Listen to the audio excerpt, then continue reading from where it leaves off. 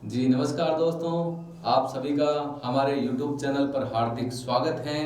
हम लोग पढ़ रहे हैं बायोलॉजी का 4th चैप्टर आनुवांशिकता एवं जैव विकास। इसकी एक छोटी सी क्लास पहले अपलोड कर चुके हैं। आज हम लोग पढ़ने वाले हैं मेंडल का क्या योगदान है, मेंडल ने मटर के पादप का चयन क्यों किया और मेंडल द्वारा प्रतिपादित नियम, 3 नियम थे, उन 3 नियमों में से एक नियम के ऊपर हम लोग चर्चा करने वाले हैं। तो इसमें अपना फर्स्ट रहेगा मेंडल का क्या योगदान था। तो आपको पता है मेंडल को आनुवांशिकी का क्या कहा जाता है, जनक कहा जाता है। मेंडल को आनुवांशिकी का क्या कहा जाता है, जनक। अपना हो गया इसके अंदर मेंडल का योगदान। मेंडल के योगदान के ऊपर हम यदि चर्चा करें तो मेंडल ने जीव विज्ञान की शाखा आनुवांशिकी, अब आपको पता है आनुवांशिकी का जनक किसे कहता है, ग्रेगर जॉन मेंडल को।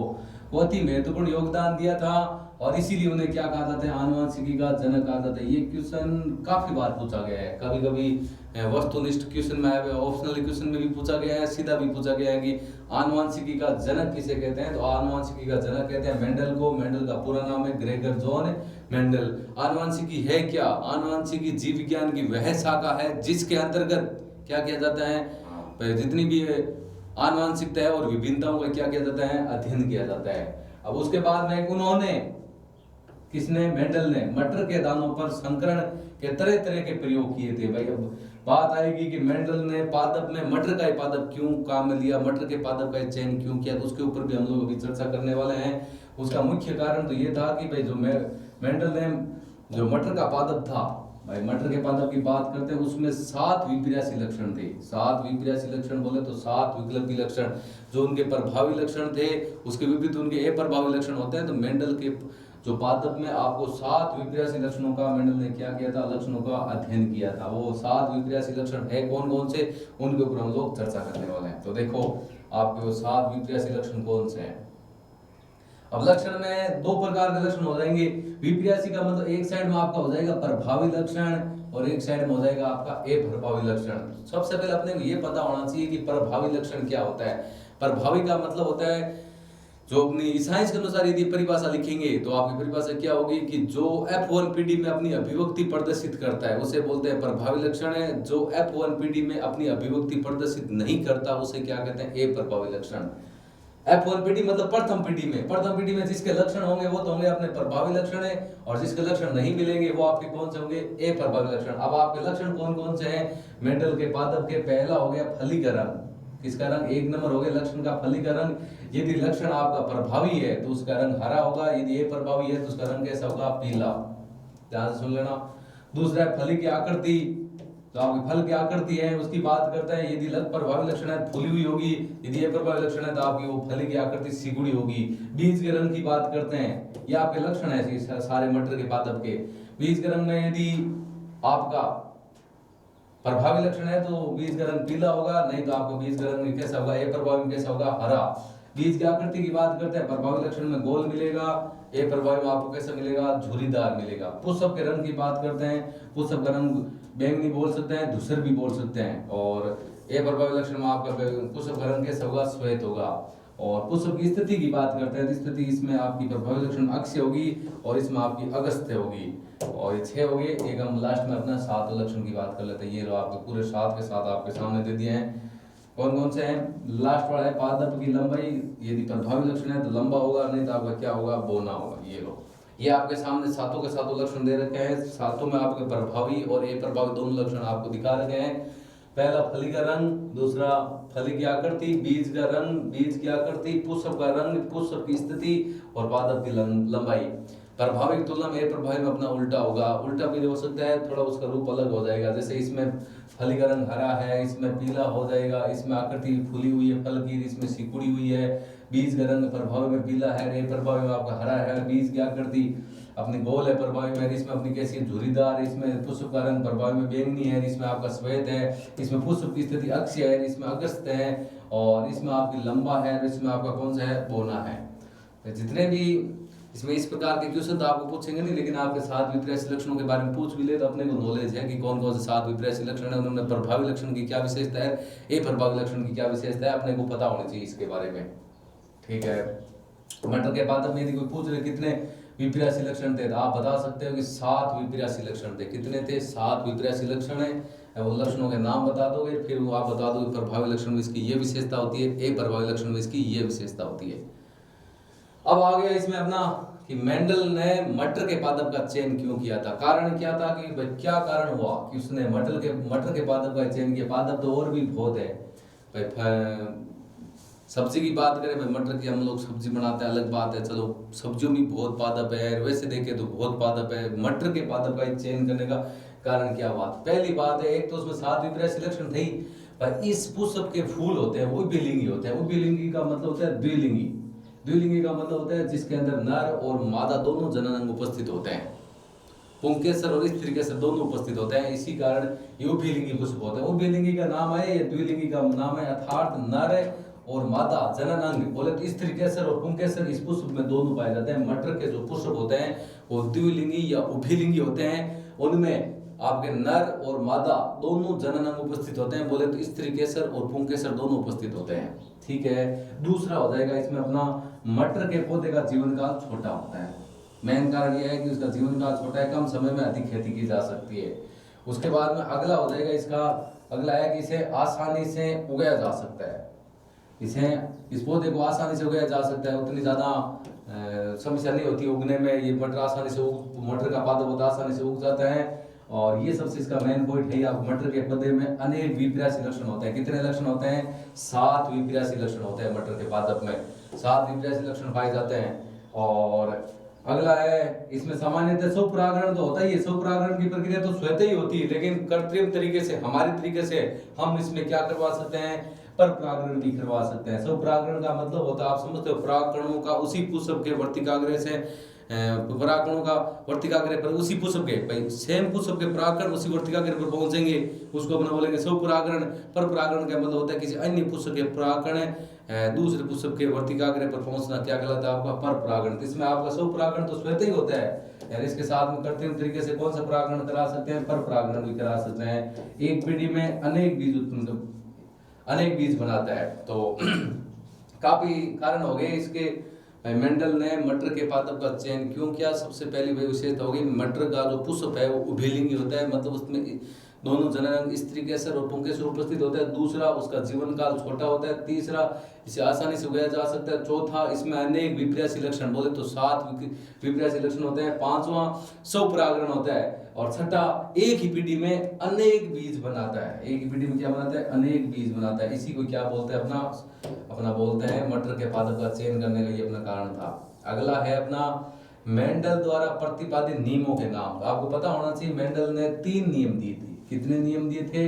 3। मेंडल द्वारा प्रतिपादित नियमों के नाम, तो मेंडल ने 3 नियम दिए थे। 3 नियम कौन कौन से थे? फर्स्ट नियम था आपका प्रभाविता का नियम। कौन सा नियम है? प्रभाविता का नियम। सेकंड नियम था, उसके 3 नाम थे, जो आपको बढ़िया लगता है वो यूज कीजिए। कौन कौन से नाम? एक आपका हो गया विसंयोजन का नियम, उसके बाद में आपका हो गया पृथक्करण का नियम, उसके बाद में हो गया युग्मों की शुद्धता का नियम। या तीनों नाम है, विसंयोजन का नियम भी बोल सकते हैं, उसे पृथक्करण का नियम भी बोल सकते हैं, और युग्मों की शुद्धता का नियम भी बोल सकते हैं। और तीसरा नियम है आपका स्वतंत्र अपवयन का नियम। 3 नियम हो गया आपका, प्रभाविता का नियम, पृथक्करण का नियम, स्वतंत्र अपवयन का नियम। पृथक्करण का जो नियम है उसका नाम विसंयोजन का नियम भी बोल सकते हैं, युग्मों की शुद्धता का नियम भी बोल सकते हैं। ठीक है। आज हम लोग इस वीडियो में, इस क्लास में एक नियम के ऊपर चर्चा करेंगे, बाकी 2 नियम की चर्चा अगली नेक्स्ट क्लास में करेंगे। पहला हो गया अपना प्रभाविता का नियम। पता होना चाहिए प्रभाविता का नियम क्या होता है। प्रभाविता का नियम सुन लो ध्यान से, भाषा क्या दे रखी है, भाषा के ऊपर विचार कीजिए आप लोग। इस भाषा लिखने का तरीका 2-3 तरीका हो सकता है, जो तरीका आपको बेस्ट लगे उस तरीके से आप लोग इसमें लिख सकते हो।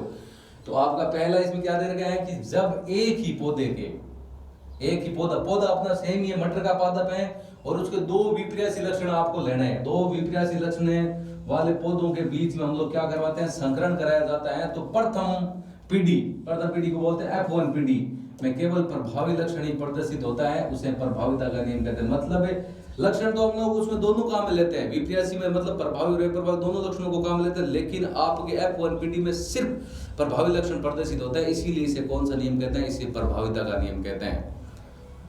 क्या करते हैं कि एक ही पादप के दो विपर्यासी लक्षणों के मध्य हम लोग संकरण करवाते हैं। तो F1PD में सिर्फ आपके प्रभावी लक्षण ही प्रदर्शित होते हैं, इसीलिए इसे प्रभाविता का नियम कहते हैं। लक्षण तो दोनों ही लेते हैं, देखो दो विपर्यासी लक्षण, यदि पादप लंबा होगा तो साथ में बोना भी लेंगे, लेकिन गुण आपके लास्ट में F1PD में जो आपके पौधे प्राप्त होंगे वो सिर्फ आपको लंबे पौधे प्राप्त होंगे। इसका मतलब हो गया वो आपके प्रभावी लक्षण ही आपको प्राप्त होंगे। तो इसमें एग्जाम्पल की बात करें, एग्जाम्पल में आप देख सकते हैं, उदाहरण आपके सामने प्रभाविता के नियम की परिभाषा आप देख ली। जब एक ही अपना क्या जब एक ही आपका पौधा है, दो विपर्यासी लक्षणों के लक्षण वाले पौधों के बीच हम लोग क्या कराते हैं, संकरण करवाते हैं। तो प्रथम पीढ़ी बोले तो F1PD में, ये F1 थोड़ा नीचे लिख लेना, F1 टाइपिंग में से F1PD में केवल कौन सा लक्षण प्रदर्शित करता है, प्रभावी लक्षण। प्रभावी लक्षण की यदि परिभाषा लिखनी चाहो तो आपसे पूछ लें कि वह लक्षण जो F1PD में अपनी अभिव्यक्ति प्रदर्शित करता है वो तो आपको होता है प्रभावी लक्षण है। जो F1PD में अपनी अभिव्यक्ति प्रदर्शित नहीं करते वो आपके कौन से होते हैं, अप्रभावी लक्षण। एग्जाम्पल की बात करते हैं, उदाहरण की बात करते हैं। एग्जाम्पल आपके सामने है, देखो क्या एग्जाम्पल है कि समयुग्मजी लंबे पौधे का समयुग्मजी बौने पौधे के साथ संग्रहण करवाने पर विषमयुग्मजी लंबे पौधे प्राप्त होते हैं। ये हमने करवा दिया ना। दो विपर्यासी लक्षण हमने काम में ले लिए। दो विपर्यासी लक्षण कौन से, एक तो आपने समयुग्मजी लंबे पौधे लिए, एक साइड आपने समयुग्मजी बौने पौधे लिए। पौधे लंबा और बोना, पादप की लंबाई उसके विपर्यासी लक्षण है, एक साइड में लंबा ले लिया और एक साइड हमने कैसे ले लिया, बोना ले लिया।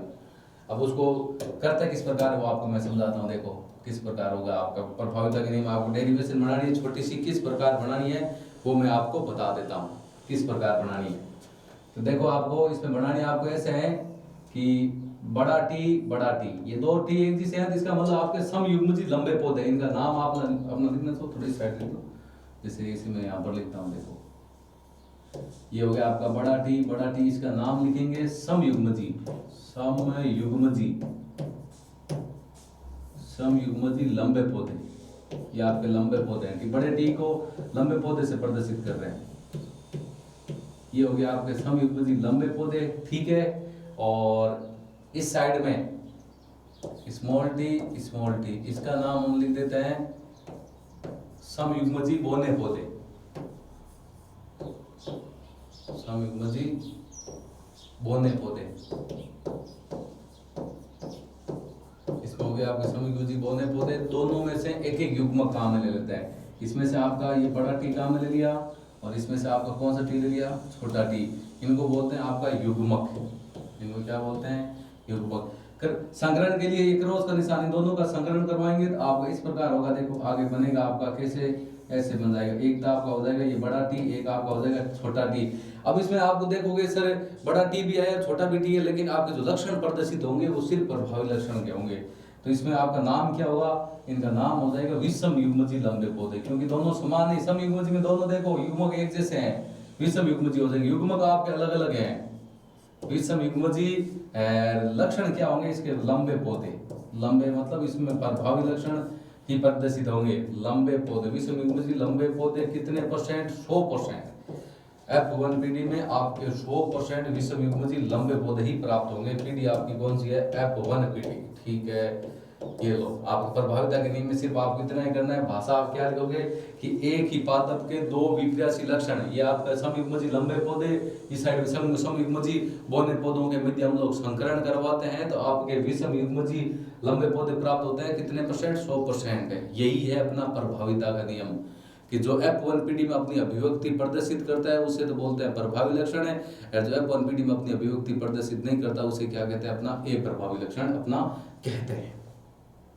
तो प्रभाविता का नियम आपको इतना ही करना है। और ये प्रभाविता का नियम 1 नंबर का पूछे तो आप इतना करके छोड़ दोगे ना। ये देखो दोनों चीज सेम लिए, इसका मतलब ये समयुग्मजी है। समयुग्मजी में दोनों युग्मक समान होते हैं। बड़ा टी लंबे पौधे के लिए प्रदर्शित किया है और छोटा टी बौने पौधे के लिए। यहाँ पर आपका इसमें से एक युग्मक, इसमें से एक युग्मक, यहाँ पर आगे बड़ा टी। अब ये आप बात ये ध्यान रखना, यहाँ पर जो बड़ा टी है उसी के लक्षण प्रकट हो रहे हैं, तो इसका मतलब ये प्रभावी लक्षण है उसके। लंबे पौधे उसके प्रभावी लक्षण है अपने पौधे कौन सा, विषम युग्मजी बोले तो अशुद्ध पादप है, वो आपके शुद्ध पादप है। ये आपके नीचे वाले कौन से पादप, ये आपके अशुद्ध पादप हैं। यही है अपना प्रभाविता का नियम। 1 नंबर का पूछे तो भाषा भी लिख सकते हैं, ये भी लिख सकते हैं। प्रभावी लक्षण की परिभाषा मैंने बता दी।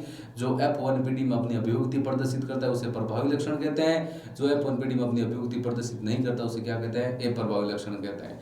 आगे जो पृथक्करण का नियम है या युग्मों की शुद्धता का नियम है या अपना विसंयोजन का नियम है, एक तो ये हो गया, एक आपका हो गया कौन सा, स्वतंत्र अपव्यय का नियम। उसकी चर्चा हम लोग नेक्स्ट एक छोटी सी क्लास में करेंगे। तब तक के लिए जय हिंद, जय भारत, थैंक यू।